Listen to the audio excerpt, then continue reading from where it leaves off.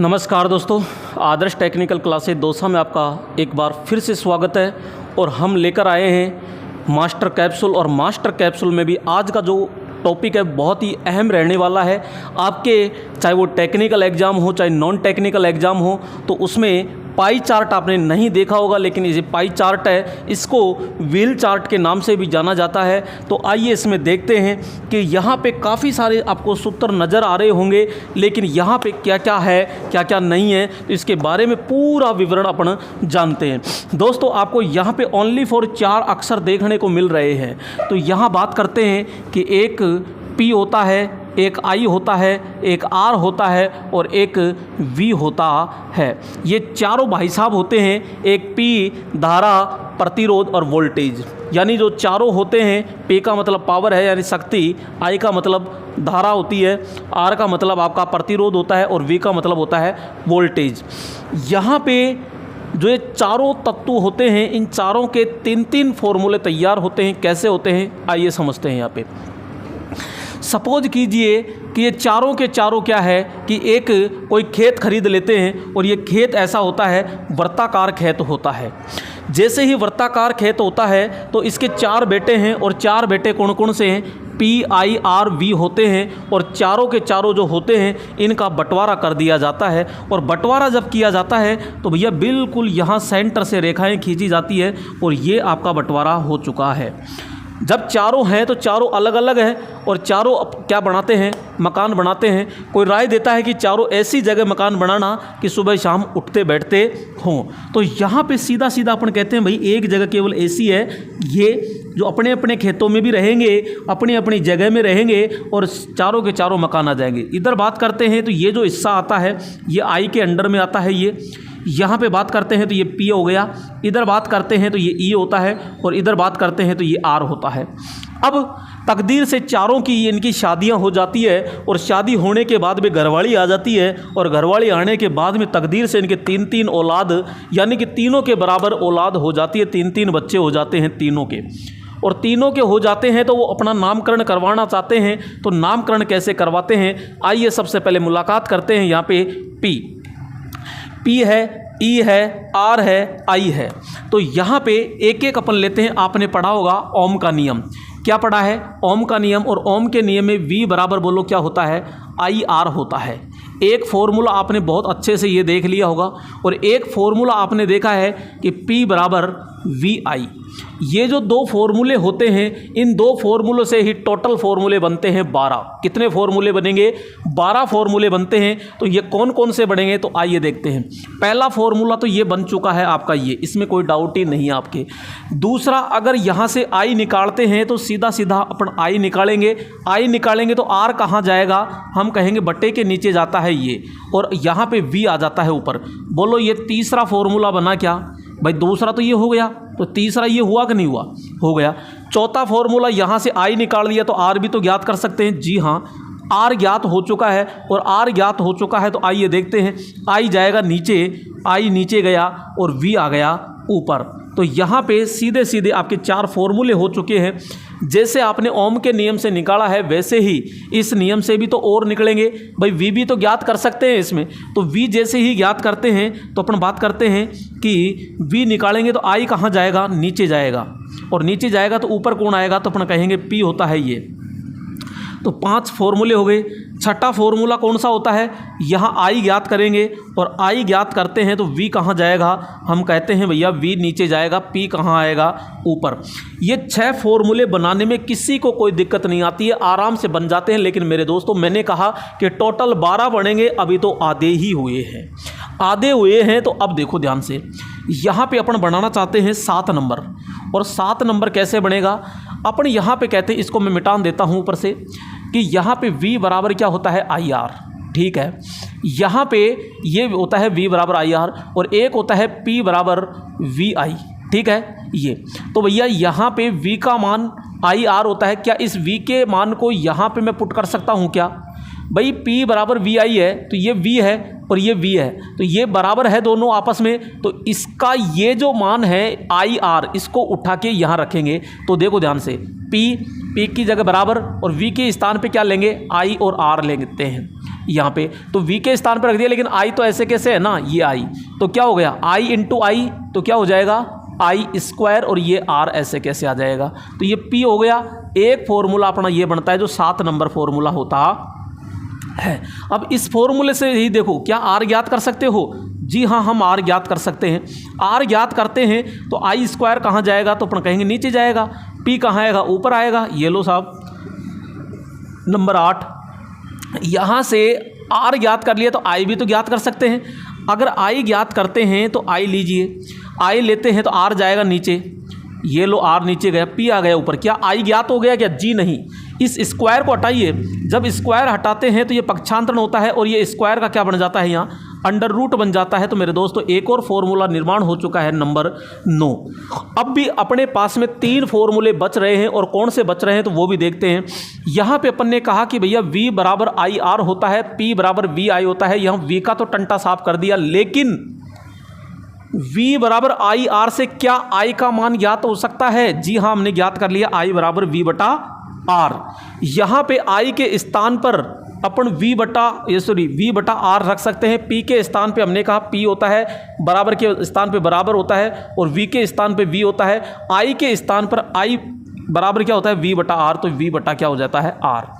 यहाँ पे V square हो गया, दोनों इंटू हो जाएंगे, तो ये V स्क्वायर होता है, और बटे में क्या आता है R, बराबर में क्या आता है, तो अपन कहेंगे भैया बराबर में आ जाएगा P। तो यहाँ पे कितने फॉर्मूले, हम कहेंगे 10 फॉर्मूले कंप्लीट होते हैं। अब यहाँ पे अपन कहते हैं कि भैया मुझे तो R चाहिए। अरे भैया तेरे को R चाहिए तो R निकाल लो ना, कहाँ दिक्कत आ रही है। तो अपन R निकालते हैं तो यहाँ पक्षांतरण हो जाता है, P चला जाता है नीचे, ये P चला गया नीचे, V स्क्वायर ऐसे कैसे ऊपर रहा, कोई दिक्कत नहीं है। नंबर 11 हो गए। लास्ट फॉर्मूला बनता है अपना कि भाई P ज्ञात हो गया, R ज्ञात हो गया, तो V स्क्वायर भी तो ज्ञात हो सकता है। तो इसके नीचे जैसे 1 रखते हैं तो वज्र गुणा करते हैं तो V स्क्वायर आ गया, और ये दोनों इंटू करते हैं तो बराबर में क्या आ जाएगा, P इंटू आर आता है। तो अभी V नहीं आया, V अब इसको इसके ऊपर फेंको तो ये बन गया अपने पास में।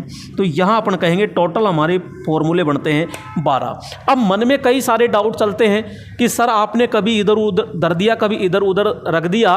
तो मेरे दोस्तों अब आप कितने भी इधर उधर रख लीजिए, टोटल ये 12 है। अब जो भी नया बनेगा वो इन 12 में से ही निकल करके आएगा। कोशिश कर लीजिए, आइए देखते हैं कोशिश करके। आप जैसे कहते हो R बराबर P बटा आई स्क्वायर है, जी हाँ ये है। तो यहाँ मैं P के स्थान पे P बराबर जैसे वी आई होता है तो ये रखना चाहता हूँ, रख लीजिए। R बराबर P के स्थान पे वी आई रखना चाहते हैं तो ये V और I रख दिया, और नीचे क्या है I स्क्वायर है, तो भैया एक I से एक I कट गया ना, तो बचा क्या R बराबर V बटा आई बचा। क्या ऐसा कोई फॉर्मूला कहीं नज़र आ रहा है, R बराबर V बटा आई, R बराबर V बटा आई। आपको अगर विश्वास नहीं होता है तो और रख लीजिए, R बराबर V बटा आई ये खुद ही ले लीजिए, चाहे और कोई ले लीजिए, I बराबर V बटा R ले लीजिए। इसके अंदर अपनी V बराबर आई आर रख लेते हैं। ये अगर मैं V बराबर आई आर रखता हूँ इसके स्थान पे तो ये आ गया आई आर, और बट्टे में आ गया R। सॉरी ये तो खैर ऐसे तो इससे तो यही तो बना है। तो यहाँ पे P बराबर वी आई है, तो इसके अंदर और कैसे भी आप रख लीजिए, सारे फॉर्मूले ये के ये बनेंगे। अब आपसे क्वेश्चन ये पूछा जाता है ये कि भैया यहाँ पे P का मतलब होता है पावर, जो कि हम मापते हैं वाट में। I बराबर होता है यहाँ पे धारा, जो कि मापी जाती है एम्पियर में। एक होता है V बराबर वोल्टेज जो कि वोल्ट में होती है, और एक होता है R बराबर प्रतिरोध जो कि मापा जाता है ओम में। किस में मापा जाता है, ओम में। दोस्तों यहाँ पे पावर की बात करते हैं तो पावर के देखो 3 फॉर्मूले हैं। एक नंबर 1 हो गया, ये नंबर 1 हो गया, ठीक है P का। और यहाँ पे बात करते हैं ये नंबर 2 का हो गया P का। और यहाँ पे बात करते हैं P नंबर 3। यहाँ पे अपन बात करते हैं तो यहाँ पे देखो ये E का मतलब क्या है, जहाँ जहाँ भी E आ रहा है वहाँ वहाँ क्या है, ये V है। जहाँ जहाँ E आ रहा है, E का मतलब है EMF, और EMF का मात्रक क्या होता है, वोल्टेज होता है। तो जहाँ जहाँ E है वहाँ वहाँ V है, ये चीज़ समझ लेना मेरे दोस्तों। यहाँ पे ये E का मतलब क्या है, यहाँ V फॉर वोल्टेज है। तो यानी ठीक है, तो यहाँ पे अब यहाँ पे 3 फॉर्मूले आप खुद आराम से देख सकते हो। पहला फॉर्मूला P बराबर I²R, तो यहाँ I²R बोलो मैच खाया, ठीक है। दूसरा है V² बटा R, तो V² बटा R, और एक होता है ये आपका P बराबर VI, P बराबर यहाँ पे VI होता है। तो यहाँ पे ये जो पूरा का पूरा एरिया आता है, ये पूरा का पूरा जो एरिया आया है ये किसका आया है, पावर बोले तो यहाँ पे अपन लिखेंगे वाट। क्या लिखेंगे, वाट। इसी प्रकार से यहाँ पे अपन देख सकते हैं वोल्टेज के, तो वोल्टेज का एक फॉर्मूला हो गया, दूसरा फॉर्मूला ये हो गया, और तीसरा फॉर्मूला ये हो गया। तो यहाँ 1 2 3 फॉर्मूले हो गए। आर का देखिएगा 1 2 3, आर का फॉर्मूला एक फॉर्मूला हो गया, ये दूसरा फॉर्मूला हो गया, और ये तीसरा फॉर्मूला हो गया, तो 3 फॉर्मूले हो गए। इसी प्रकार धारा के 1 2 3, तो धारा का एक फॉर्मूला ये हो गया, एक फॉर्मूला ये हो गया 2, और एक फॉर्मूला हो गया 3। अब क्वेश्चन ये आता है कि मैं लगाऊं तो कैसे लगाऊं। आपसे जैसे क्वेश्चन पूछ लिया कि सपोज करते हैं कि एक पंखा है और पंखे की क्षमता दे दी उसने कि भाई पंखा मेरा 200 वाट का है, और वो वोल्टेज 100 वोल्टेज से मैं चलाना चाहता हूँ, तो इसमें क्या पूछेगा मेरे दोस्तों, यहाँ पे वो धारा भी पूछ सकता है और वो प्रतिरोध भी पूछ सकता है। तो यहाँ पे कौन सा फॉर्मूला आप यूज लगाओगे मेरे दोस्तों। अगर वो सपोज कीजिए धारा पूछना चाह रहा है, तो PVI ये 3 है, तो अपन क्या कहेंगे यार, वो धारा ज्ञात कर रहा है तो धारा के पास चले जाएंगे, और धारा के पास जाकर के अपन देखेंगे कि P और V किस में है, P और V इसी के अंदर है, तो ये फॉर्मूला लगा देंगे। यानी कि अपन को पता था कि P बराबर क्या होता है, VI होता है, तो I ज्ञात करेंगे। I बराबर यहाँ पे P बटा V होता है। P कितना है, तो यहाँ पे अपन कहेंगे 200 वाट होता है, और V कितना होता है, तो 100 वाट होता है। तो I बराबर 200 में 100 का भाग देंगे, तो यहाँ पे 2 एम्पियर आता है। इसी से हम क्या ज्ञात कर सकते हैं, प्रतिरोध ज्ञात कर सकते हैं, R ज्ञात कर सकते हैं। तो भैया R ज्ञात कर सकते हो, तो R के पास गए और आपके पास P दे रखा था, V दे रखा था, P और V 2 दे रखे हैं, और प्रतिरोध पूछ रहा है, तो V दे रखा है, इसका मतलब यहाँ पे R पूछ रहा है, तो V² बटा क्या हो जाएगा, P। तो यहाँ पे V कितना था, तो अपन कहेंगे 200। अरे भैया 200 इंटू क्या हो जाएगा, 200 हो जाएगा, और P कितना है, तो सॉरी यहाँ पे 100 वोल्टेज तो 100 ही है ना, तो 100 इंटू 100, और यहाँ P है आपका 200, ये तो 2 से ये गया, यानी 100 से ये गया कितनी बार, 2 बार, और ये गया सीधा, तो अपन कहेंगे 50 ओम प्रतिरोध आता है। इस प्रकार से मेरे दोस्तों यहाँ से पूरे के पूरे अपन जो 12 जो फॉर्मूले बनते हैं, यहाँ से बहुत ही अच्छा कॉन्सेप्ट होता है।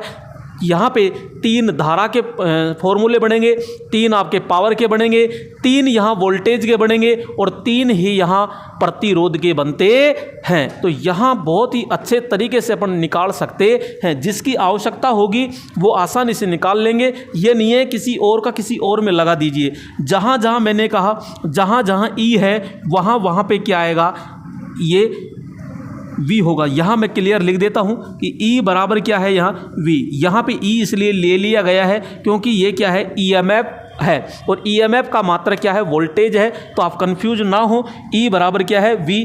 जहाँ जहाँ E है वहाँ V होगा। ठीक है दोस्तों, एक और नए कैप्सूल के साथ मुलाकात करेंगे नेक्स्ट वीडियो में। तब तक के लिए जय हिंद।